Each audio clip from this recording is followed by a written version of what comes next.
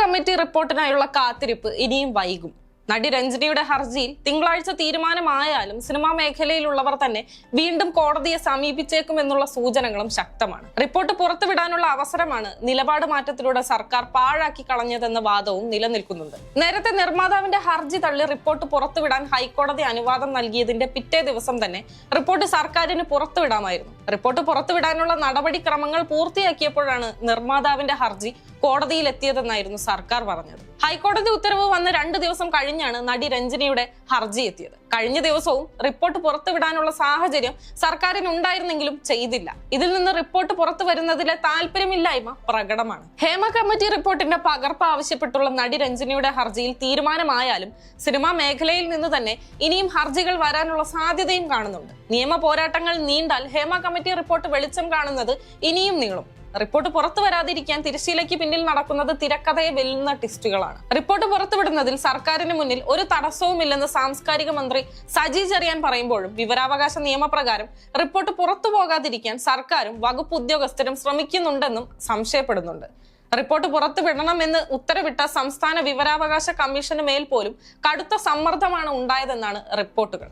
Report ശനിയാഴ്ച പുറത്തുവിടാമെന്ന് സാംസ്കാരിക വകുപ്പ് അറിയിച്ചിട്ടില്ലെന്നും റിപ്പോർട്ട് പുറത്തുവിടാതിരിക്കുന്നതിൽ സർക്കാരിനോ സാംസ്കാരിക വകുപ്പിനോ റോൾ ഇല്ലെന്നുമാണ് സാംസ്കാരിക മന്ത്രി സജി ചെറിയാൻ മാധ്യമങ്ങളോട് വിശദീകരിച്ചത്. എന്നാൽ വിവരാവകാശ നിയമപ്രകാരം അപേക്ഷിച്ചവർക്ക് ശനിയാഴ്ച രാവിലെ 11-ന് സെക്രട്ടേറിയറ്റിലെ മെയിൻ ബ്ലോക്കിൽ റൂം 359 വെച്ച് റിപ്പോർട്ട് കൈമാറുമെന്ന് സാംസ്കാരിക വകുപ്പ് ഡെപ്യൂട്ടി സെക്രട്ടറിയും വകുപ്പിന്റെ സ്റ്റേറ്റ് പബ്ലിക് ഇൻഫർമേഷൻ ഓഫീസറുമായ പി സുഭാഷിണി തങ്കച്ചി ഈ മാസം 14-ന് ഇമെയിൽ മുഖാന്തരവും ഫോൺ വഴിയും അറിയിച്ചിരുന്നു. സാംസ്കാരിക വകുപ്പിന്റെ ഔദ്യോഗിക ഇമെയിൽ മുഖാന്തരവും വിവരം അപേക്ഷകരെ അറിയിച്ചിരുന്നു. വെള്ളിയാഴ്ച രാത്രി നടി രഞ്ജിനിയുടെ കത്തും സിനിമാ മേഖലയിൽ നിന്നുള്ള പ്രമുഖരുടെ സമ്മർദ്ദവുമായതോടെ സാംസ്കാരിക മന്ത്രിയുടെ ഓഫീസിൽ നിന്നുള്ള നിർദ്ദേശപ്രകാരമാണ് ശനിയാഴ്ച റിപ്പോർട്ട് കൈമാറേണ്ടെന്ന് തീരുമാനിച്ചതെന്ന് വകുപ്പ് ഉദ്യോഗസ്ഥൻ പറയുന്നു. റിപ്പോർട്ട് പുറത്തുവിടണമെന്ന് ആവശ്യപ്പെട്ട് നിർമ്മാതാവ് സജിമോൻ പാറയിൽ ഹൈക്കോടതിയെ സമീപിച്ചതിനു പിന്നാലെ സജിമോന്റെ ഇടപെടൽ സംശയാസ്പദമാണെന്ന് ആരോപിച്ച് വിമൻ ഇൻ കളക്ടീവ് രംഗത്തെത്തിയിരുന്നു.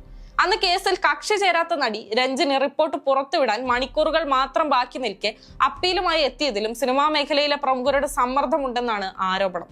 299 പേജ് റിപ്പോർട്ടിൽ സ്വകാര്യതയെ ബാധിക്കുന്ന ഭാഗങ്ങൾ ഒഴിവാക്കി 233 പേജാണ് അപേക്ഷകർക്ക് കൈമാറുന്നത്. വ്യക്തികളുടെ സ്വകാര്യ വിവരങ്ങൾ പുറത്തുവിടില്ലെന്ന് സർക്കാരും സംസ്ഥാന വിവരാവകാശ കമ്മീഷനും ഹൈക്കോടതിയും ഉറപ്പു നൽകിയിട്ടും ഇതേ വാദം ഉന്നയിച്ച് മുന്നോട്ട് പോകുന്നതിന് പിന്നിൽ റിപ്പോർട്ട് പുറത്തേക്ക് എത്തുന്നത് വൈകിക്കുക എന്ന തന്ത്രമാണെന്ന് വിമൻ ഇൻ കളക്ടീവ് അംഗങ്ങൾ ആരോപിക്കുന്നുണ്ട്. രഞ്ജിനിയുടെ അപ്പീൽ ഡിവിഷൻ ബെഞ്ച് തള്ളിയാൽ വിധിക്കെതിരെ സുപ്രീം കോടതിയിൽ പോകാനുള്ള നീക്കവും അണിയറയിൽ നടക്കുന്നുണ്ടെന്ന സംശയവും നിലനിൽക്കുന്നുണ്ട്. റിപ്പോർട്ട് പുറത്തുവിടരുതെന്നാവശ്യപ്പെട്ട് നടി രഞ്ജിനി കഴിഞ്ഞ ദിവസം ഹൈക്കോടതിക്ക് നൽകിയ ഹർജിയുടെ അടിസ്ഥാനത്തിലാണ് റിപ്പോർട്ട് പരസ്യപ്പെടുത്തുന്നത് മറ്റൊരു ദിവസത്തേക്ക് മാറ്റിവെച്ചത്. മാധ്യമപ്രവർത്തകരും പൊതുപ്രവർത്തകരും നൽകിയ വിവരാവകാശത്തിന്റെ പശ്ചാത്തലത്തിൽ ഈ മാസം 19-ന് മുൻപ് റിപ്പോർട്ട് പരസ്യപ്പെടുത്തണമെന്ന് ഹൈക്കോടതി ഉത്തരവിട്ടിരുന്നു. നിലവിൽ ഹർജി ഹൈക്കോടതി തിങ്കളാഴ്ച പരിഗണിക്കാനായി മാറ്റിവെച്ചിരിക്കുകയാണ്. റിപ്പോർട്ട് പുറത്തുവിടരുതെന്ന് കോടതി പറഞ്ഞിട്ടില്ല.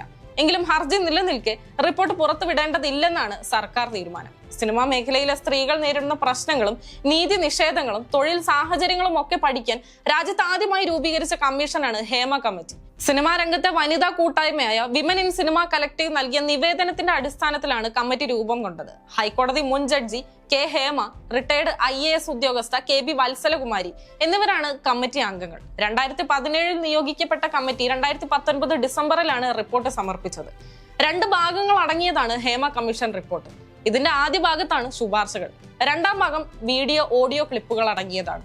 ഇത് പെൻഡ്രൈവിലാണ് സൂക്ഷിച്ചിരിക്കുന്നത്. റിപ്പോർട്ടിന്റെ ആദ്യ ഭാഗത്ത് മൊഴി നൽകിയവരെയോ ആരോപണ വിധേയരായവരെയോ തിരിച്ചറിയുന്ന ഒന്നും തന്നെയില്ല. സ്റ്റേറ്റ് പബ്ലിക് ഇൻഫർമേഷൻ ഓഫീസർ ഇത് പരിശോധിച്ച് ഉറപ്പുവരുത്തിയാണ് റിപ്പോർട്ട് പുറത്തുവിടുന്നത്.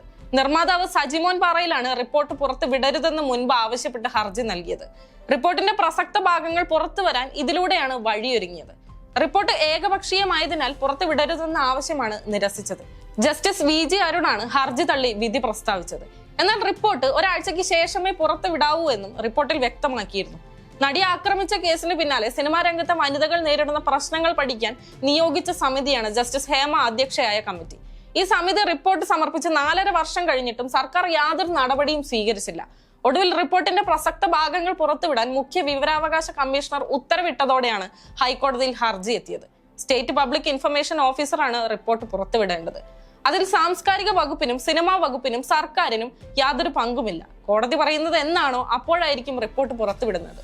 കോടതി ഉത്തരവ് പ്രകാരം ഉദ്യോഗസ്ഥർ കൃത്യമായി ഇതിൽ ഇടപെടും. സ്റ്റേറ്റ് പബ്ലിക് ഇൻഫർമേഷൻ ഓഫീസർ അത് കൃത്യമായി ചെയ്തില്ലെങ്കിൽ കോടതി ചോദ്യം ചെയ്യും. അതിൽ സർക്കാർ ഇടപെടേണ്ടതില്ലെന്നും മന്ത്രി സജി ചെറിയാൻ പറയുന്നു.